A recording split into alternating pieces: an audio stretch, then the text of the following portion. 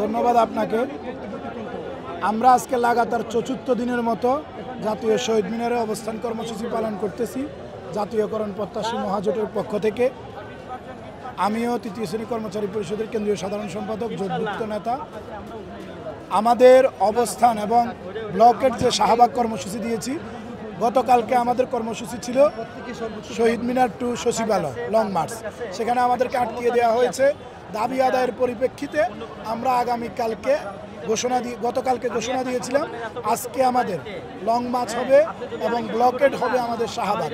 আমাদের 3 দফা দাবি: 20% বাড়ি ভাড়া, 1500 টাকা মেডিকেল ভাতা এবং তৃতীয় এবং চতুর্থ শ্রেণীর কর্মচারীদের 75% উৎসব ভাতা বৃদ্ধির প্রজ্ঞাপন অবিলম্বে জারি করতে হবে। আমরা আজকে 12টা পর্যন্ত সময় বেঁধে দিয়েছিলাম।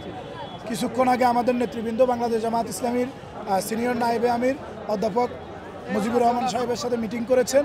ওই মিটিং শেষ করে আসার পরে এখন কিছু রাজনৈতিক নেতৃবৃন্দ, এনসিপির নেতৃবৃন্দ এবং ছাত্র সংগঠন একাত্মতা প্রকাশ করতে এসেছেন। একাত্মতার পরেই আমরা শাহবাগ ব্লকের কর্মসূচিতে অংশগ্রহণ করবো ইনশাআল্লাহ।